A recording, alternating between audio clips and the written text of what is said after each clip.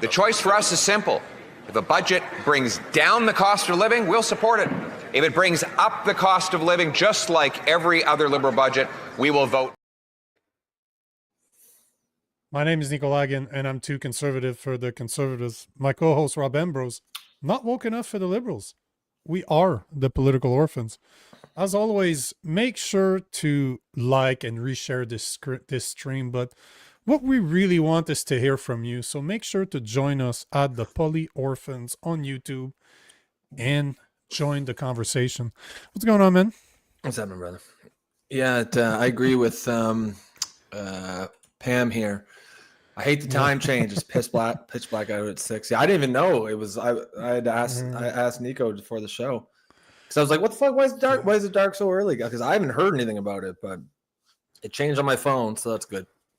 Automatically. That's always good, huh? Yeah. So yeah, we'll see. Pierre Poilievre does not want an election, but let's see if it's gonna happen. By the way, before we start, just want to say tomorrow, Jason Levine, myself, Nadine Wellwood, and Rob Enders will be covering the federal budget, the tabling of the federal budget starting at 4 p.m. tomorrow. So join us. We have an old Rob Ambrose is an MPP, and Nadine Wellwood's a financial specialist, so we'll be able to review. It's not just going to be two yahoos talking about the budget. Nice. We will actually have experts to make us sound smart. So join us right here, 4 p.m.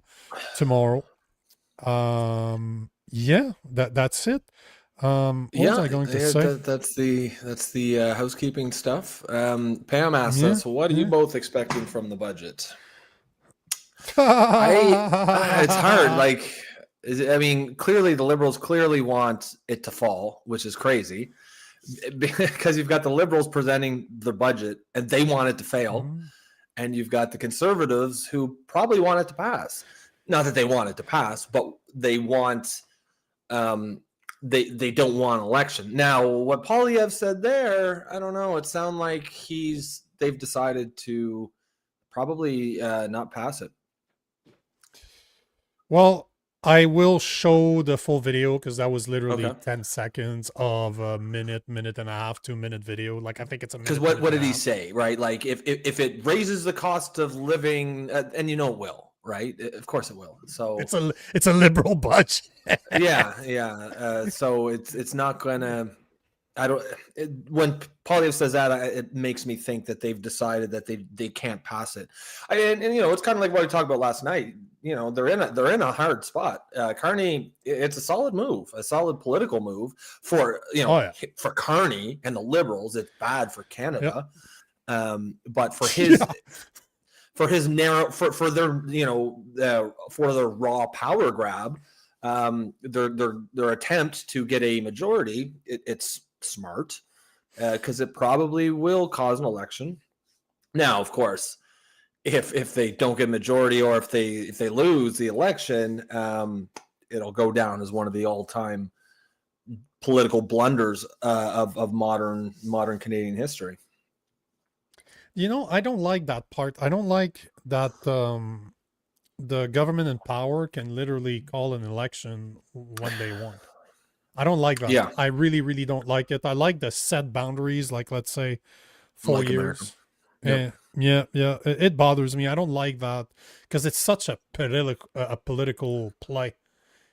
Yeah. Oh, of course it is. Now, exactly right now, they're not gonna say out loud that they're never going to admit that they need a majority in order to pass Bill C2, C8, C9, C63, because they're already starting to see pushback, and I don't see that stopping at all. So they know they need a majority in order to ram through their bullshit that they want to pass. And now they're just going to table, I got a feeling at least, they're going to table a shitty budget to make sure that the bloc doesn't vote for it. And that the Conservative doesn't vote for it. Because the NDP earlier kind of made it sound like they might abstain from voting. Okay. At least the leader, the interim leader, what's his name? Don something. I can't remember what his name is. Either way. He was just, Don Davis. was saying that they might just abstain from voting, meaning that they're gonna pussy out, not give their opinions, putting it on the Bloc or the Conservatives to actually say yes or no. That could also be what Carney actually asked behind closed doors, right? Don't vote. Yeah. It could be. It very well could be, because the one thing is the Liberals clearly won election, but they can't let it be known they won election. They have to pretend like they don't want one, because people don't like that, right? People, there's a chance that backfires. It just, people don't like feeling like they're being played. No. And so Carney's got his work cut out for him, because he has to do it in such a way that seems like it's, being forced upon them by the Conservatives. We tried our best. The Conservatives don't want it. Since we're on the subject, let's start right there. Let's I'll play the full video and you tell me. Like you seem to sound like you sound like you're saying that I'd like to hear more. I'd like to hear more, but gearing up to for an election, basically. Yeah, see, I see it the complete opposite. And I'd like to hear more of that speech. But to be clear, it's not that Poilievre wants an election. I think it's just that he recognizes that he's kind of been painted into a corner here, and he can't, because I think he just feels it would be probably politically too politically unpalatable to pass the budget, right? How would he justify that? I mean, personally, if I were advising him, I would say justify it by saying it's a garbage budget, but at the end of the day, I've heard from my constituents, Canadians don't want an election, so we're going to pass it for now. That's what I would do. That's what I would advise. But I've been saying this for a week now. He has a golden goose that he chooses. He doesn't want to. No, he doesn't want to. No, he doesn't. And want, he just doesn't before want to take a chance. I can't remember what the name of the guy is, but he's a very popular conservative guy, like conservative content creator on X, and even him was saying, "Oh, you know what, man? Perfect time for us to become to go to the election and have a majority conservative." And I'm like, bro, your leader doesn't even want an election. As much as I agree with you, I would take a conservative majority right now way before any other government. Name it, sure. I would take it. But sure, you need to want it, and he clearly doesn't. And listen to this. Here's the speech. We'll talk about it afterwards if you want, but here is the full minute speech from Pierre Poilievre and not the finance minister. I can't remember what his name is, but he's replacing basically Carney in the House of Commons since he's not there again. Tomorrow will be the 10th costly Liberal budget after they doubled housing costs, doubled the food bank lineups, and doubled the national debt. Now they're making exactly the same costly promises. And the Prime Minister says Canadians who can't afford to eat, heat, or house themselves need to make more, quote, sacrifices. The choice for us is simple. If a budget brings down the cost of living, we'll support it. If it brings up the cost of living, just like every other Liberal budget, we will vote no. So instead of trying to provoke a costly election on a costly budget, why not an affordable budget for an affordable life? The Honourable Government House Leader. Oh, sit down, you clowns. Well, Mr. Speaker, obviously we've listened attentively to what the opposition have to say, and I think I just heard good news. The leader of the opposition saying that he's going to order his troops and himself, and they'll walk in here and support this great, affordable, liberal budget that's coming down tomorrow. This is such a clown show, all of this. That's exactly what I'm thinking. This is WWE for adults. Everybody's waiting. Yeah. It's ridiculous. Can you, just listening to that 1 minute clip, seeing the leader of the opposition with what's his name? I should know this guy's name. Was it not showing? Steve McKinnon. He is the leader of the House. You listen to them, it looks like they like each other. Like you listen to them both, you're like, oh, I'm sure they're chummy. They're probably gonna have a drink, smoke a cigar after. after the House meeting. Yeah. There was a good one there when you said, when you called it, yeah. Costly budget, costly election, affordable budget. Slogans. Yo, you can. You know what I'm more interested. The word costly. He's focus group. Oh, yeah. He's focus grouped that because he said it a million times. So I don't see the closer we're coming to tomorrow to the budget being tabled, the less when is the I actual see vote it. on the budget, by the way? Well, it's being tabled tomorrow, so as far as I understand, we should know tomorrow. Oh, is the vote they tomorrow? Normally vote. Okay. Yeah, they go, as far as I understand it, they go through tomorrow. So we should know pretty fucking soon. That's normally what happens when it's tabled, but we'll see. But it is such a clown show. It is just a clown show. It looks like they like each other. The closer we get to it, the more I believe that we're not going to see an election. Pierre Poilievre does not want one. The Liberal, I think I've been baiting at it to try to make us believe that it's something. The NDP might sit it out. So it's going to be you know what? You know what? It was better for Canada. That's what I'm seeing now. I don't think they're going to go for it. I think it's just going to be, no matter what, I strongly believe that, forget what I really believe, that it's that they're controlled opposition, right? Let's put that to the table, and let's assume that I believe that Pierre Poilievre really wants to make Canada better. I don't think he believes that he can do it. I don't think he's capable of doing it. He doesn't have the right chess pieces positioned in a way that's perfect for him to win. He doesn't want to take a chance. No. So what I'm more curious about all of this, though, is I want to see the conservative supporters, the Pierre Poilievre supporters, try to explain why he voted yes for a costly Liberal budget. That is what I'm curious to see. I'm almost hoping he says he votes for it just so that I can see the mental gymnastic of the conservative followers of Poilievre to explain why they couldn't go to an election right now when Canada is being destroyed. I'm looking forward for that explanation.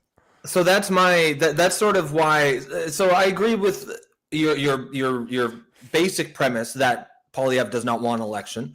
No. But I'm going to go the other way. I think he's decided that they're going to have to vote it down, and they're going to go for one. And it's exactly because of the comment you just made. The part where he says, because why would he put himself in a position? Because now if he votes for this budget, he's admitting that, it's an affordable budget that lowers the cost of, like, the fact that he used that attack angle suggests to me that they're going to vote against it. Because I think if they were going to pass it, he wouldn't be saying that. He would be saying something like, it's a terrible budget, we're going to pass it anyways because we don't think the Canadian public wants an election right now. But for him to he's put himself in a position where if he approves the budget so that there's no election, he has basically given the libs a massive win politically, because now all they have to do is play that clip of him saying, if they're gonna make it an affordable budget that lowers the cost of living, we'll support it.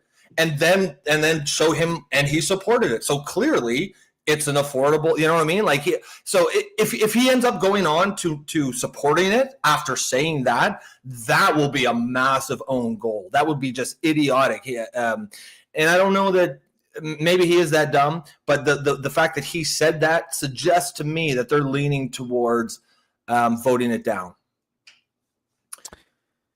We shall see. But now I'm curious. I really thought that once the budget is tabled, they vote on it like same day. Like, I was assuming that tomorrow. That seems crazy though. Like, you'd have to look, because it's going to be big, right? It's going to be like 100 or 200 pages. They'll debate it, but I don't know either. I suppose we should probably find this out. we can take some of these comments because some of the Oh audience yeah, go has for it some- because their own the budget stuff. There's nothing much more going on. We haven't heard from the Bloc Québécois really. The NDP said that everything's on the table, that they might abstain from voting. Pierre Poilievre, you heard what he had to say, and there's nothing coming out of Carney outside of laughing at it. So Yeah, exactly. Wise Guy says the cons will vote it down. If it passes, it will be with NDP help. So, yeah, I mean, it's a fair point. Now, Nico was saying that the NDP's already said they'd abstained, which to me suggests... No. Okay. Everything's on the table, so they might abstain. Man, this is actually pretty, exciting. This could go either way. It's a horse race for sure. It's interesting. Leanne Larson. It's a bunch of WWE wrestlers. Yeah, the storylines. Yeah, it's in suits. They're just in suits instead of being shirtless. Yeah, Leanne says conservatives don't want election. It's too soon. A strategy that the opposition can do is not all be available to vote. Have flu, for example, then the budget will pass, but they will look good. Yeah, that's a fair point. I mean, I think we're all in agreement. I don't think Poilievre wants an election. He clearly doesn't seem like he can feel like he can win one. Because if he did, this would be an incredible opportunity to get out there and actually, win the election that he probably believes he should have won back in April, or maybe he doesn't. I don't know. But you like to assume that every leader of a major political party thinks that they can win.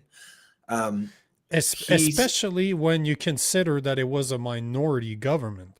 Yeah, it was close.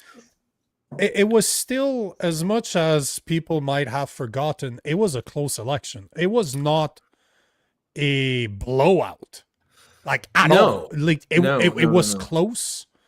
And, Cab, I don't remember ever seeing your name. Welcome aboard. Hopefully you stick around. Hopefully you become an orphan. Hopefully you comment more, and you become a subscriber. But yeah, I'll pass. No one wants an election.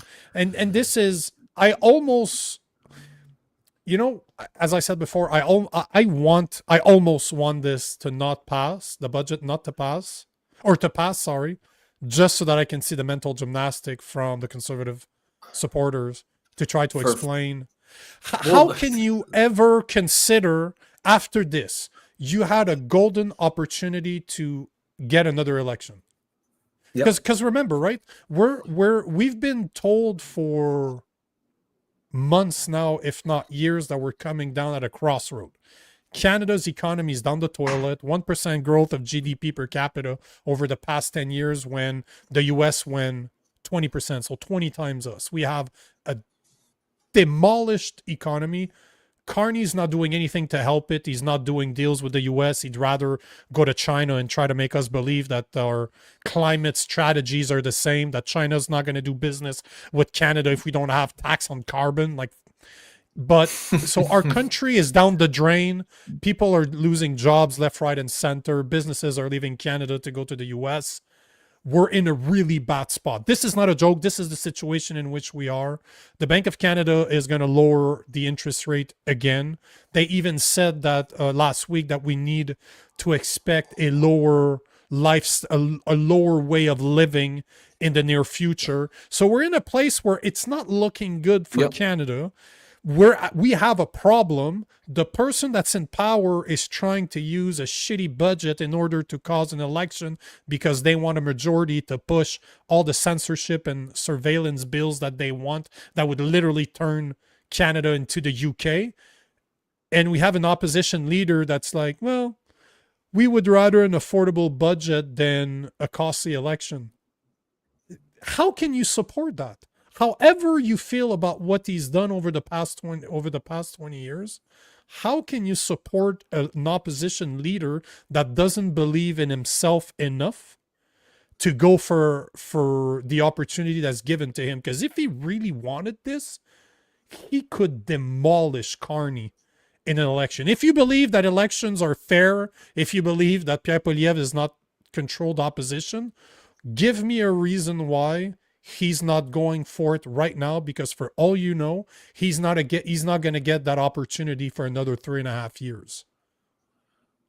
Yeah. Well, and I mean, honestly, I think a much smarter probably the best. If I were advising Poilievre, I would say, pass this budget no matter what's in it, because next year, I think by this time next year, I think a lot of the coming economic pain will hit in full, and the blame will be placed on Mark Carney and the Liberals. Unemployment's going to be really high, and Poilievre will be in a position to actually probably win a majority if he does it a year from now. Whereas now, I mean, the polling, you can say what you want about the polling, but right now it favors the Liberals, and that's just it's a big risk to take. Doesn't mean obviously polling can be wrong for sure, and I can absolutely envision scenarios where conservatives win, but you can also, I don't know that I would take that risk. If I was Poilievre, I think I'd hang on for another year. Now I got a feeling like Poilievre doesn't even want to do that in a year. I think he wants to just hang on for 3 or 4 more years and just be leader of the opposition. He's having a great time. Yeah, he's having a great time. Retire right then and there. Yeah, you see him. He's giving his little canned speeches there, and he's got the cheering section behind him, jumping to their feet and clapping like trained seals all at the appropriate time. It's a good time for him, right? He's collecting a good salary, accruing years towards his pension. I don't think he wants to take the risk that he loses, because if he loses again, man, I don't know that how many times can you keep going to the well with this guy if you keep losing elections with him? Well, there's a bunch of good comments, and one of them is actually about that. So let's address a bunch of them, because we have great listeners, so great comments. Yep. Derek Seitler is saying, I agree with the cons voting it down, but it will pass with NDP support. See, that aligns with what Kenzie Kraken is saying. It is maddening that the NDP holds the power again. Actually, it's not the NDP that holds the power, it's the Bloc Québécois that holds the power. So they both do. The Bloc Québécois has more power than the NDP. So does he need both? Does Carney one? He needs either the NDP or the Bloc. Because there are 3 or 4 seats. I think they're 3 seats away from a majority. So technically, they just need a few votes from the NDP, and they could potentially just pass it. So they don't need much to pass it. They really, really don't. And, the best case scenario for Pierre Poilievre is them voting it down, the NDP voting for it. He doesn't lose face. This is the only situation in which Pierre Poilievre doesn't look like even more of a weak leader, if that's the situation. Because if he votes for it, people are going to be like, what the fuck? They're talking about $1 billion. They were outraged by the $62 billion, around $62 billion that Trudeau passed as his worst budget. We're hearing $100 billion deficit right now in Carney's budget. So how can you well, especially with what Poilievre just said. Exactly. Especially what we just heard from there and that it's hard to see how he'll vote for it. But you're right. Yeah, I think for him, maybe he's expecting or hoping that either the Bloc or NDP will kind of save his ass, and he can do the for the optics, talk shit about the budget and vote it down, and then have the NDP or Bloc come in and make sure that there's not an election. It'd be the best case scenario for him. Duran is saying Canada's not competitive, too much compliance, too much red tape. Why do work here if you can go down south and get things going a lot quicker? Why do you think businesses are leaving Canada to go to the US? We have a prime minister here that's doing everything possible to not exploit our natural resources, to put red tape everywhere he can. And then you have a guy in Donald Trump that's just trying to bring back jobs to the US. He seems to be doing everything possible to bring those companies down. And bro, 91% of Mark Carney's investments are in American companies. So even him doesn't believe in having businesses in Canada. But there's There's another great comment. Here's Sasquatch, man. Always happy to see you, brother. Sasquatch Chronicle is saying, while Canadians argue and debate the budget, the U.S. government has quietly invested in Canada companies like Trilogy Metal and Lithium Americas to secure the supply chain of critical mineral. And if you're smart, when are you supposed to buy shares in a company? Right at the beginning, when they're about to introduce something that's going to change the game, or you buy the dip? They're crashing, but you know that something crazy's coming. You buy there before the explosion. This is I've described Canada as that in the past. This is what, to me, Carney is doing. Trudeau and Carney have been destroying the economy in order to bring it so cheap that international bankers, international companies can buy Canadian companies, Canadian resources for cents on the dollars. And if you're smart, this is exactly what you do. You play the next 5 years. Who cares if it takes 5 years to go up? Who cares? We have the third largest reserve of oil and gas in the world. We have minerals all over the place. We have hydroelectricity. We have wood. We have manufacturing in cars. We have everything here. There's no reasons why we're not a superpower right now as we speak, outside of 10 years of liberal policies. So if you're smart, invest right now. It's cheap. It's super cheap. It might crash a tiny bit more, but then it can only go up. You know that people are going to take advantage of that. So I agree with you, Sasquatch. Always a pleasure for your comments, man. Yeah, definitely. Let's see here. Oh wait, you just took. There's a bunch of good ones, man. Yeah, there's so many good ones. There was one I wanted to get from Wilf. He's asking. Yes, he was asking you about the January review. Yeah. I'll put up when I can find it. But basically, Wilf was saying, "What about the January review?" Well, I mean, clearly, if okay, here it is. Wilf Alcock. What if Poilievre doesn't pass his review in January, Rob? I mean, if he doesn't, then he'll be gone. And in fact, that's probably a reason why I think he really doesn't want an election, because if it's a December election,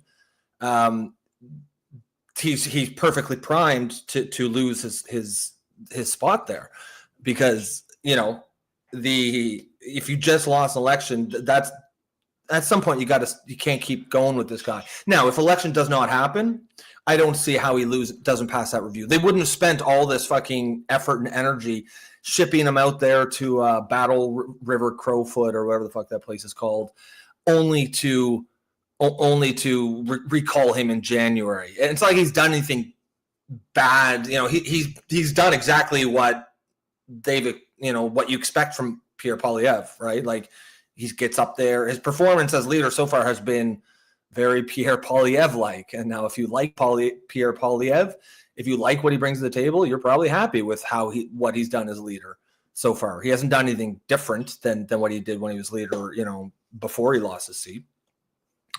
I'm curious to see. I don't see him getting removed. I wish he was. I wish they would remove him. If they lose another, like if the Liberals win a majority in December, I think there's a real good chance he gets removed. But if there's no election, no way. Yeah, I don't see it. I don't see it either. They've invested too much in him.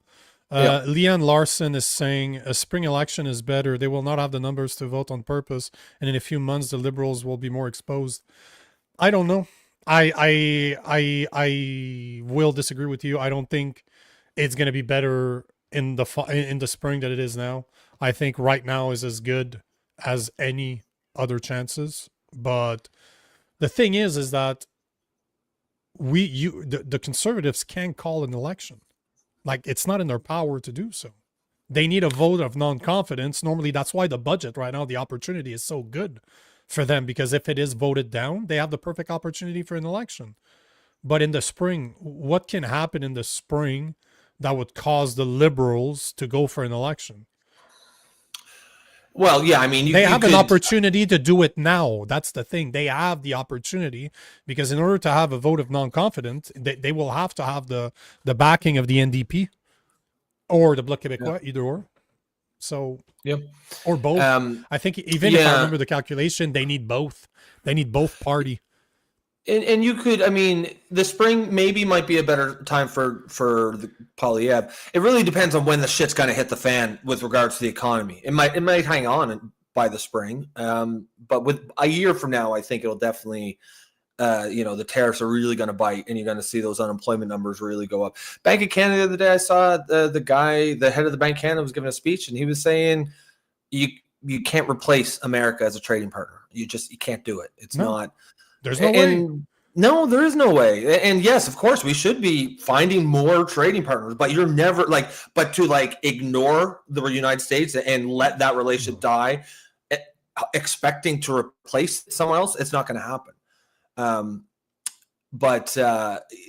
think, of course, the spring election, I think what you're getting at is there's no mechanism to force a spring election, right? Basically, the only reason there might be an election now is because the Liberals want one, and they're going to do what they can to try to sort of force one.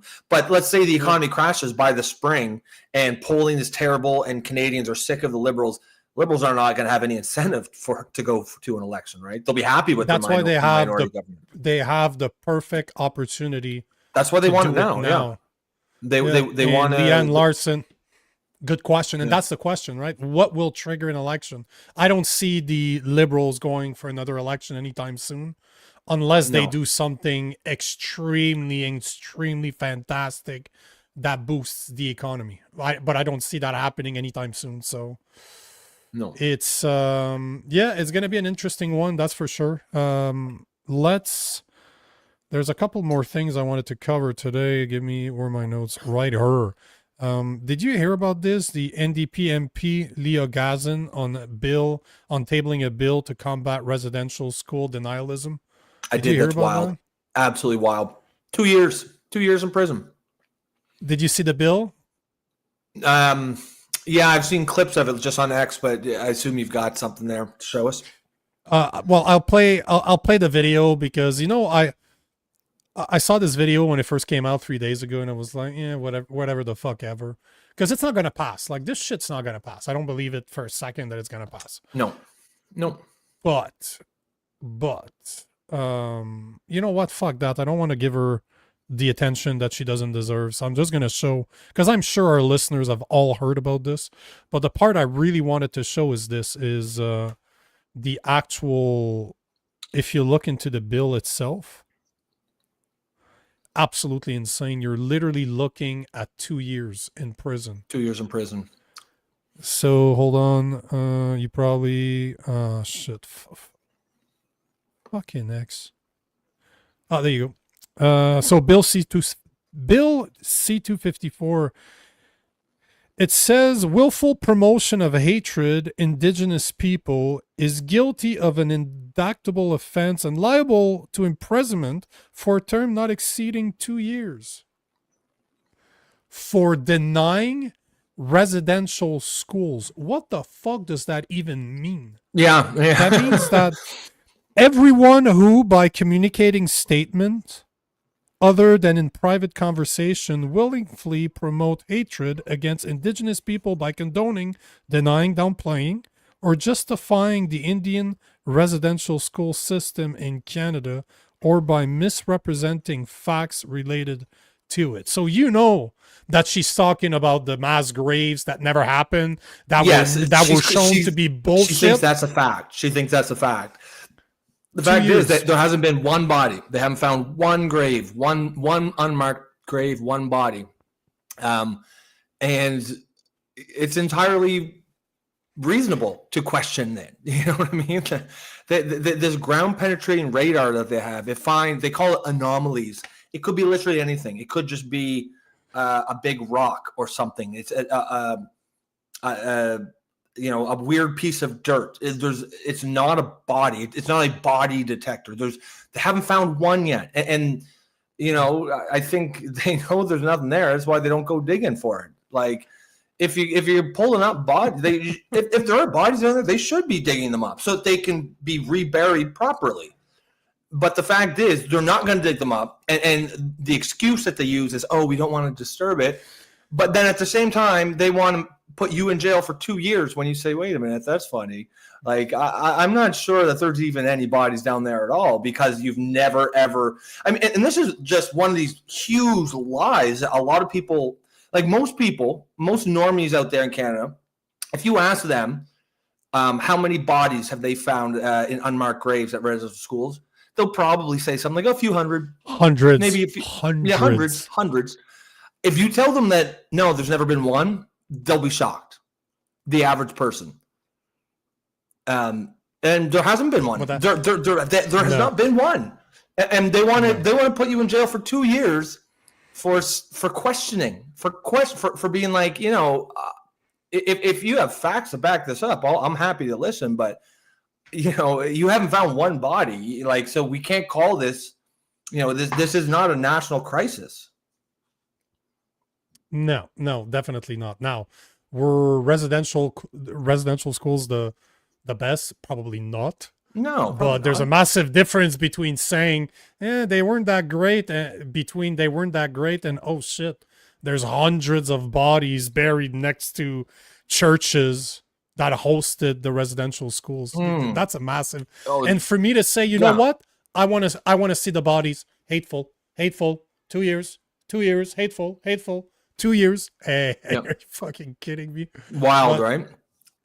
It's you can't. It's absolutely. I love how insane.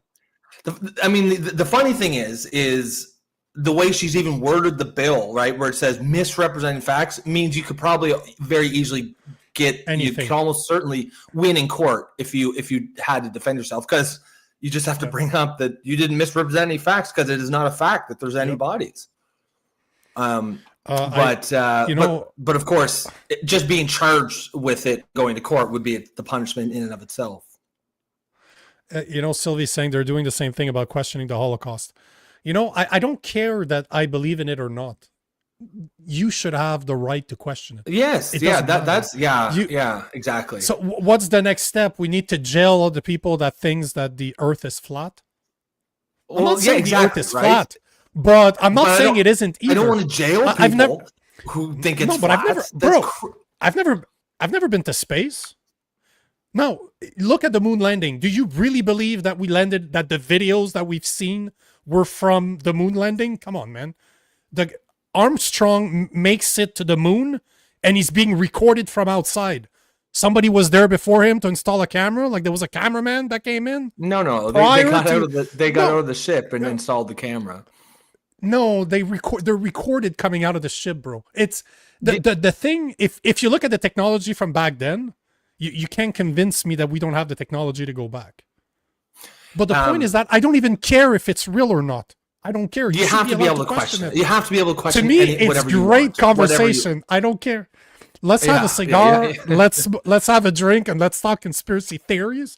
I don't even care at the end of the day if they're right or wrong, because I can't prove it. Exactly. This is the complete. It's so idiotic. It's so idiotic. If you're so sure you're right, then you wouldn't worry about people questioning it, because you can easily prove them wrong, right? Exactly. The fact that you're needing to put people in jail for questioning it is pretty hard proof that deep down, and probably not even all that deep, you're full of shit. But it's just, man, again, it's crazy. You're 100%. Now, let's, you know what? I saw this today. This is not trending anywhere. Nobody else is talking about this except me, just because it's funny. Here, do you remember back in the days, Justin Trudeau wanted to plant 2 billion, was it 2 billion? Yeah, 2 billion trees. Do you remember that? Like it was one of his thing. Like it was one of his campaign promises that. So the Liberals are canceling Trudeau-era plan to plant 2 billion trees after planting 0 trees. How they're gonna. They haven't planted any. No, from what I know, they haven't planted anything. What an epic display of government incompetence. Because let's be real here, planting trees is not hard, right? Like we're not talking about landing someone on Mars or the moon. We're talking about planting fucking trees. And planting 2 billion trees, that's ambitious, but you can't even plant one. You know what I mean? Like you couldn't plant a couple hundred million trees. It's not difficult. I was kidding, right? Like when I said they didn't plant 0, they planted 0. They planted about 100. They planted seriously. They planted like 160 million. So they're $5 billion commitment. $3 billion commitment, because the Liberals are canceling this in order to save money for their budget. They want to reduce costs. So basically they're scrapping this. But you know what? Why I'm talking about this? It's not because they're canceling it. It's because of how hypocritical they are. They want to tax us through carbon taxes to make us believe that somehow this is going to change the climate change that is a natural occurrence that is not caused by humans. But the one thing that they could do to reduce carbon in the atmosphere by planting trees, they won't do. It's like, seriously, so taxing me is the solution for CO emissions, but planting trees that the food they eat in order to produce oxygen is not a good solution. Like, how can anybody believe in the climate change hoax? How? A tax is a better job than trees, bro. Like, really? Yeah. Really? Yeah. Is that hate now? Is that going to be part of a bill that if I say that it's hate because I'm questioning CO2? Trees do not eat CO2. They don't produce oxygen either. Give it 10 years.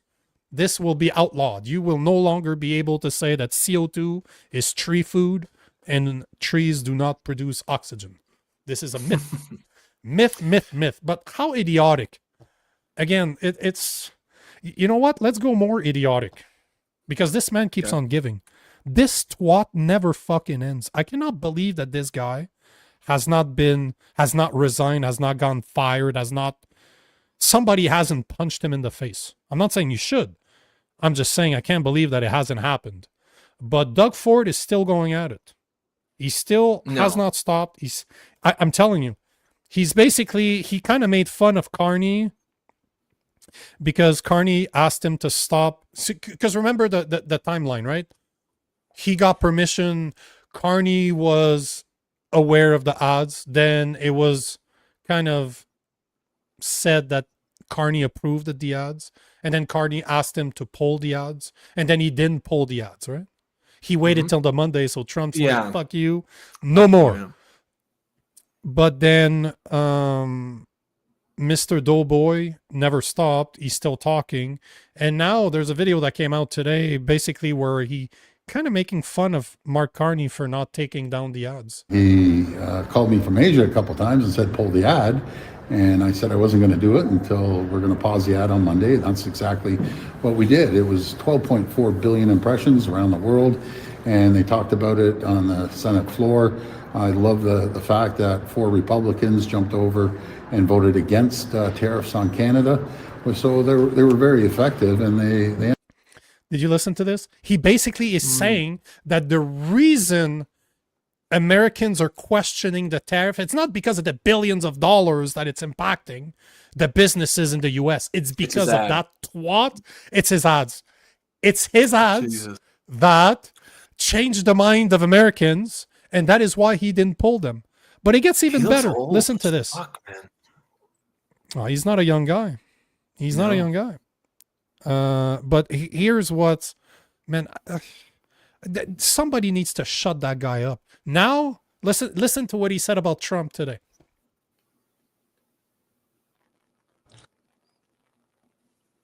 What's the general impression of Trump in Canada?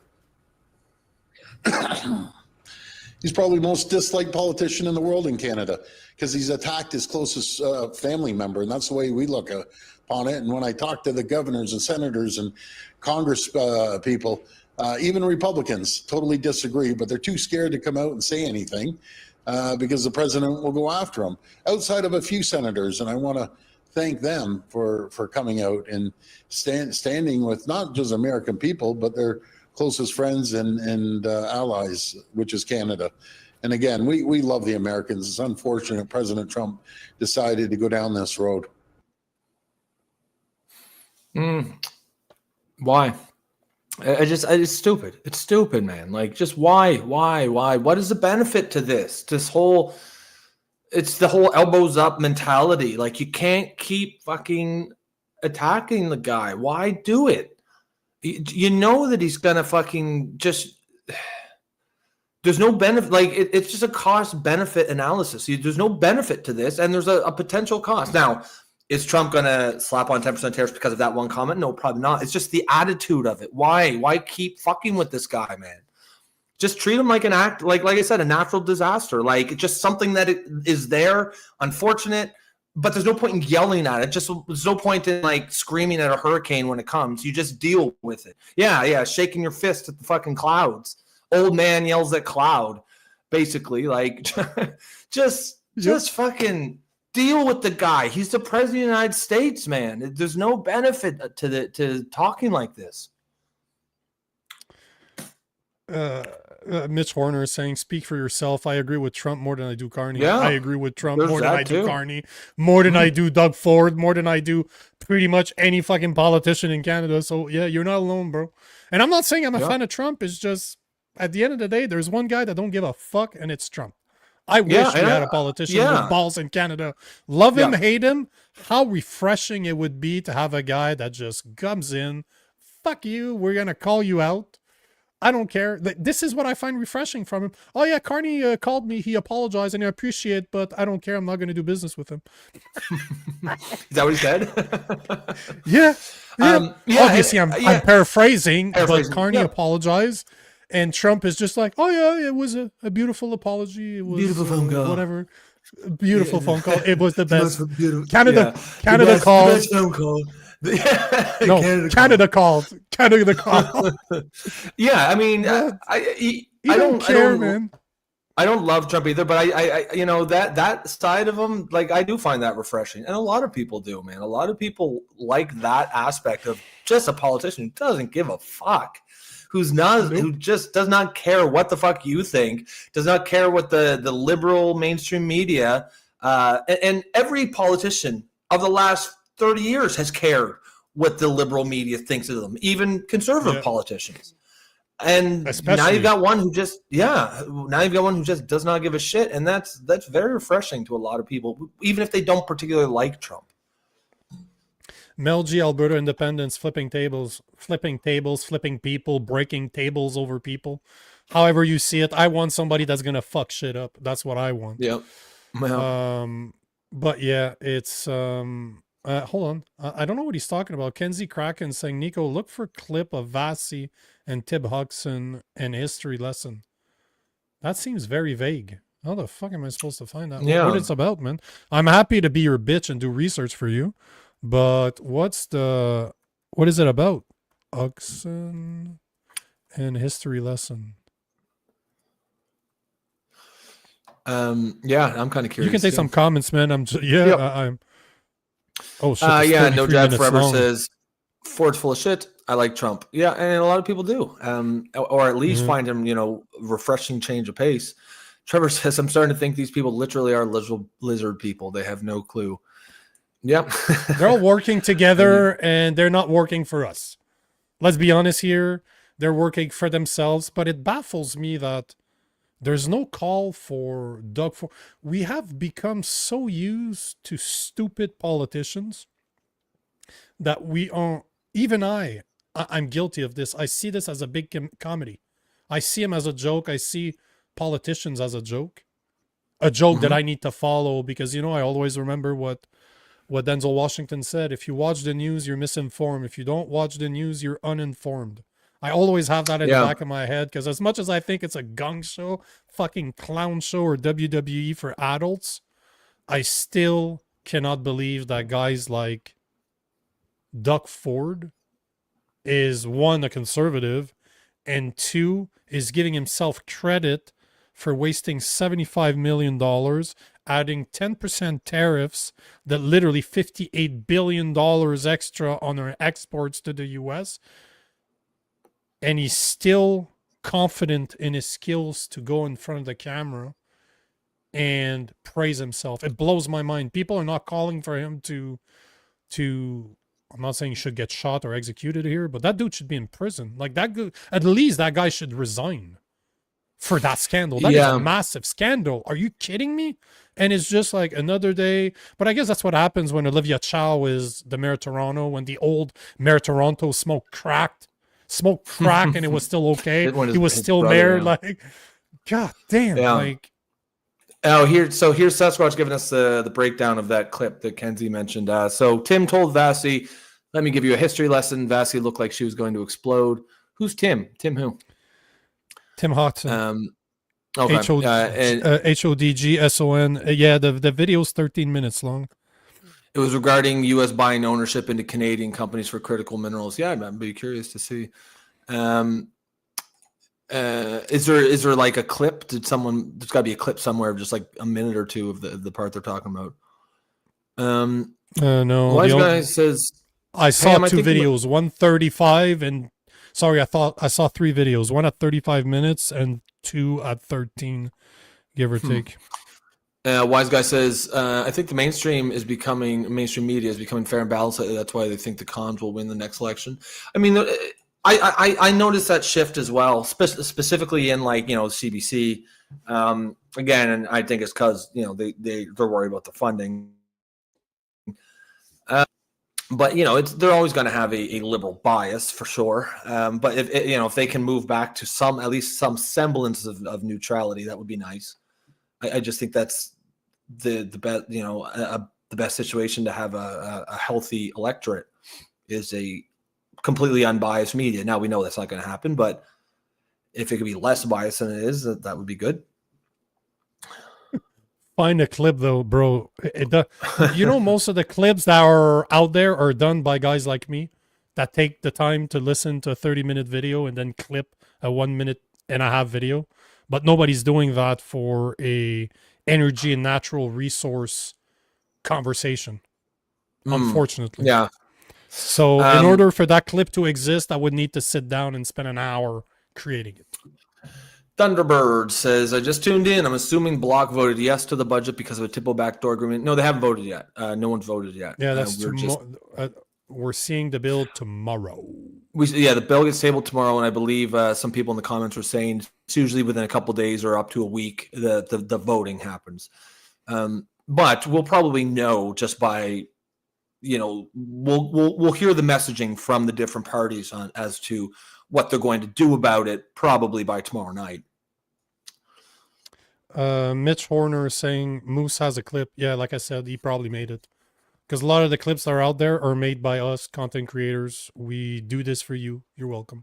But I did not watch this. I don't watch a lot of CTV News. Who's Vassy? Is he a media guy or is he a no? It's the girl. It's the blonde. It's the blonde. She's not a bad looking girl. She's an older girl. Like she's probably late 30s. Hold on. I'm trying to find because Vassy. She has her show. I can't remember what the name of her show is. Vassy Capellos. Yeah, she's Vassy. Yeah, no, she's a blonde girl. What's her first name? Vassy. Oh, is it Vassy Capellos? Okay. Yeah, her. Like you. Oh, yes. I know who she is. Yeah. Yep. I see her. She's done a bunch of interviews, and it's just sometimes she's very uneducated on the subjects that she's covering during their interviews, and that's that seems to what's happened with this interview. Because I'm reading all the comments, they're like, "Oh shit, she got schooled." Like she was given a history lesson and her head was about to explode. So yeah, I'd like to see that. Well, it's there, bro. You can watch it. Yeah, you can watch it. Sasquatch says, "Here's the clip. Do you have a? Can we even put links in? Tim dodges bullets like Neo from the Matrix. We'll get it for the next one, guys. We'll get it for tomorrow night. Are you gonna look for it, or you expect me to find it? Because hang on, I will. Wait, who is it? Tim Hodgson. Hodges. Hodges. HODGES. If I'm not mistaken, hold on, I have it. HODGSON. Sorry, HODGSON is the name of the guy. That's it. Oh, okay. No, Sasquatch is making fun, saying, "Here's the clip. Vassy asked questions, and Tip dodged the bullet like Neo from the Matrix." So that's his. That's the video. That's the clip. It doesn't exist. The whole clip you're watching. Oh, I see. That's his description of the video. That was the summary. I got you. Yep. Exactly. Hold on. There was something else I wanted to talk about because. Oh yeah, this is somebody. Oh, you know what? Let's play this. This is a subject we covered before. We're always ahead of the What is time. Restricted profile. What the fuck? Hold on, I'm gonna download this. Remember when we had Dr. Watley on the show? When we had those two doctors on the show to talk about our health system and how immigration was affecting mass immigration, asylum seekers were affecting our health system. Remember that, right? That was like 2 months ago, maybe more actually. Well, there's a doctor that went in front of a committee to admit that. She admitted that that was correct. And it's about fucking time. Obviously, we all fucking knew that, but now we have proof, I guess, air quote, proof that that is indeed the case. Is this the video right here? I think I got the video right here. Yeah, I got the video right here. So just I found one watch that's 6 minutes. Yeah, we don't have 6 minutes left, unfortunately. Here is the video, because I think this matters more either way. Like, as much as I like to see liberals get schooled, it doesn't really change much in my life. How are the immigration levels set by the federal government impacting Canada's healthcare system? So, as I stated in my statements, the immigration levels are directly impacting particularly urban centers, especially where I work. So it is directly increasing wait times, number of visits per day, even though the number of physicians and nursing staff that we have in order to meet these demands are not increasing. Dr. Rayo, the federal health minister recently said there's no alignment between immigration and the need for doctors. Should immigration levels be tied to healthcare capacity to ensure our system can adequately support both Canadians and newcomers? Absolutely. And Dr. Rayo again, what portion of your current billings are for refugee claimants? I would estimate around 15%. 15, like 1.5? 1.5. Okay. 15% of the people going to her office are asylum seekers. 15%. 1 out of 7 people that show up to her office are asylum seekers. People that shouldn't be here, people that don't belong here, people that never participated, people that never contributed, people that are not Canadian, people that are taking advantage of our system, that we are 100% on the hook for, represent 15%. 1 out of 7 people. How fucking ridiculous is that?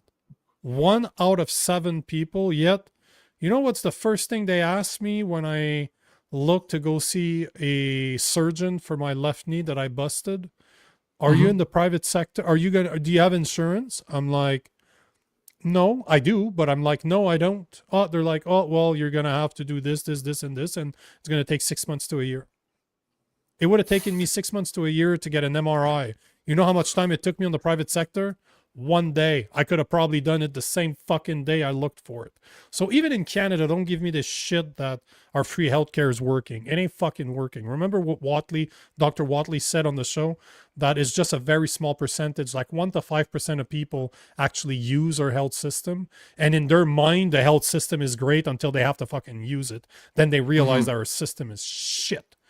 Now we have doctors telling us that 15% of the people that visit their office are remember not immigrants, asylum seekers, people that are here for 2.5 years on our dime. How the fuck are we allowing those guys? Never have. That's garbage. We are paying for everything. We are paying for them for their fucking cell phones. And we're letting them use our health system. Like, are you fucking kidding me? And you remember the other thing that he said is that it's because, first of all, most of our either migrants or asylum seekers are Indians. And in India, healthcare is a status symbol. right? So when they come here and like it's free, these guys are coming here for everything. They wake up with a sniffle, they're going into the doctor. And that uses up resources that's not available for the rest of us, the ones who are actually paying for the fucking services.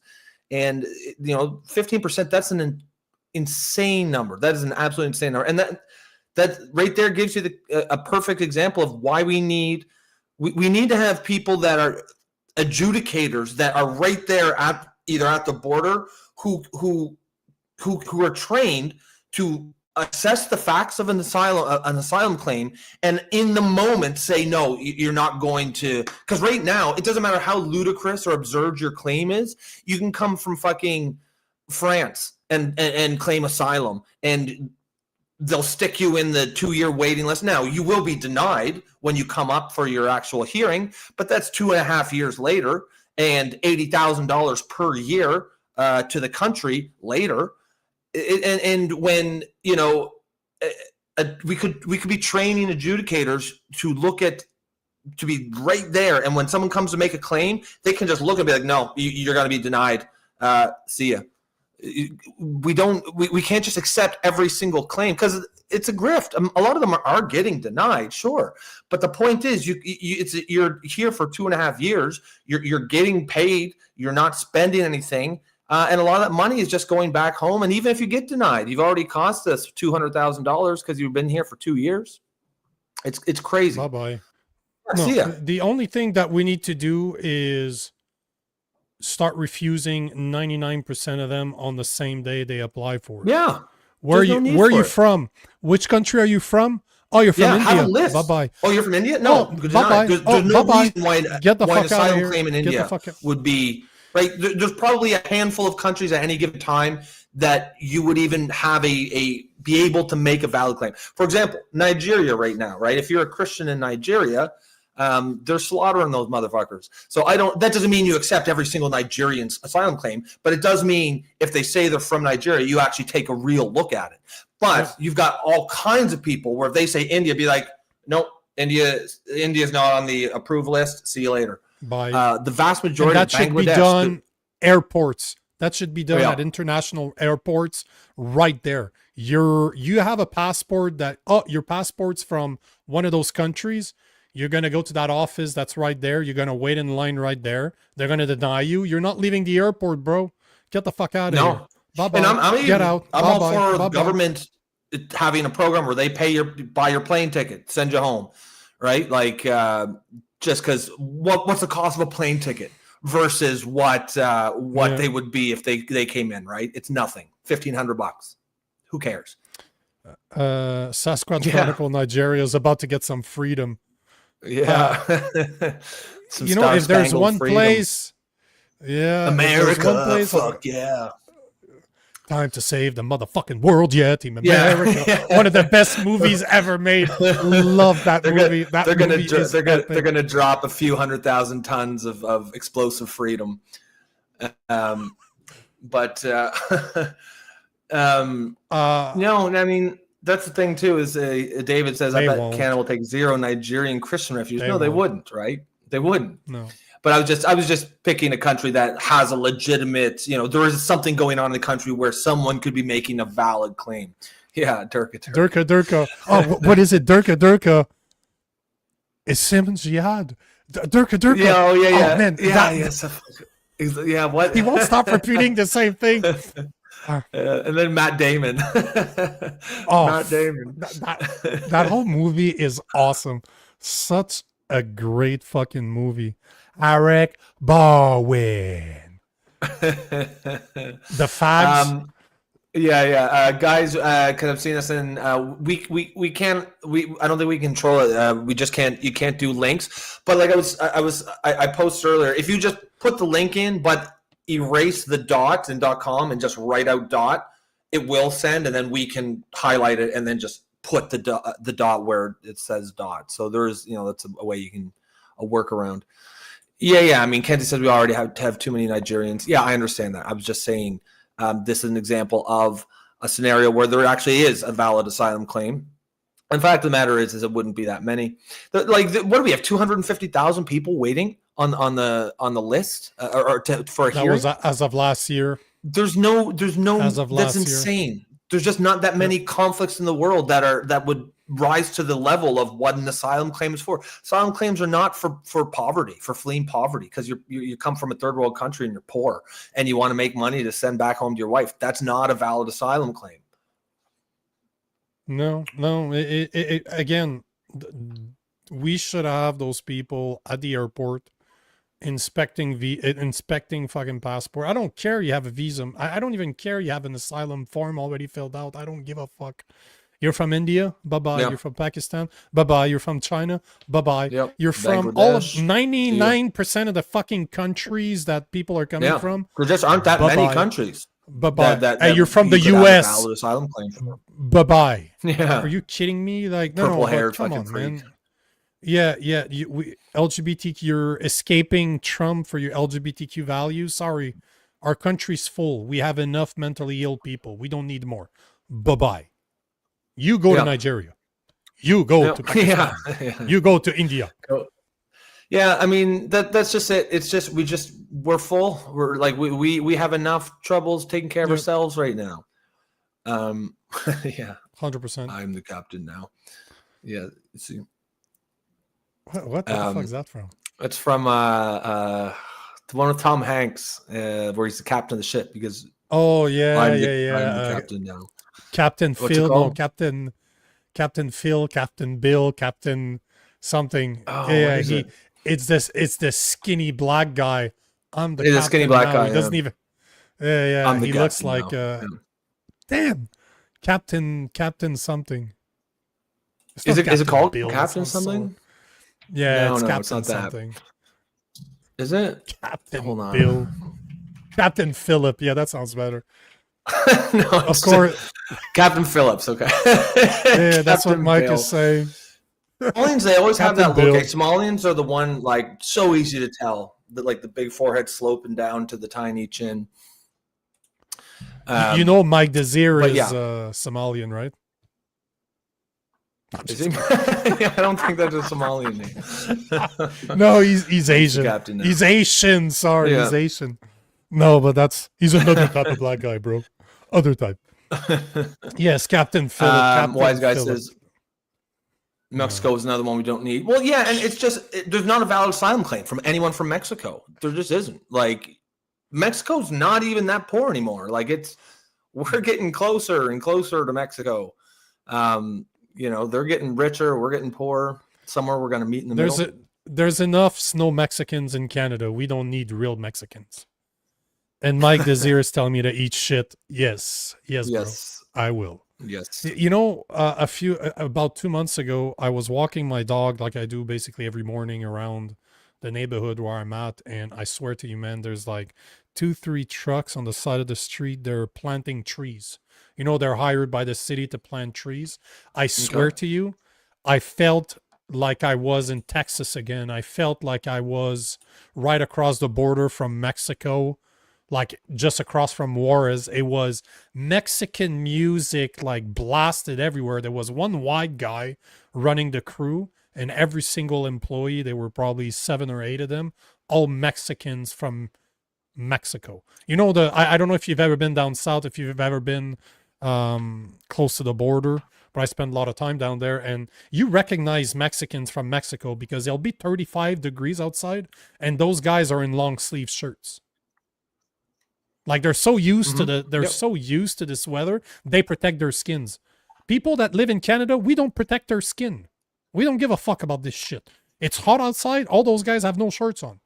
So you know, I know that those guys weren't from here. But even in fucking Montreal, we got Mexicans planting trees. You're telling me that no kids want to do that job? Like, are you fucking kidding me? So no more. We have enough. I went tree planting when I was 20. I went tree planting for a summer. A lot of people do that. A lot of young people, and I don't know. Maybe they don't anymore. Maybe they're all LMIAs. All right, we're gonna put a pin in it there. Although I want to final thing before we go. Did you see this? This is about the child porn Supreme Court. Some interesting. Even Wob Canoe gets it right once in a while. Yeah, I Wob saw Canoe that. says child porn offenders should be buried under prisons. Like, wow, okay. I mean, yeah, credit where it's due. Wob Canoe actually saying something pretty bang on. Man, the Supreme Court really fucked up when they lost Wob Canoe. When Wob Canoe's like, yeah, these motherfuckers are too woke. They fucked up. Wop. Yep. For once he's right. Yep. Broken clock. A broken wob is right twice a day, as they say. Broken wop. A broken wob. All right, guys, we're gonna pin it there. Excellent show. Lots of engagement from the audience. Again, new faces. Of course, if you do want to support the show, please consider becoming a member. You can do that through YouTube, or you could even just buy us a coffee, which you can do from the QR code in the upper right-hand side of the screen. Leanne says, "You guys rock." Right back at you, Leanne. Other than that, guys, we will catch you tomorrow. Have a great rest of your night. And Peace other than out. that, you got nothing? No. Okay, bye. Bye.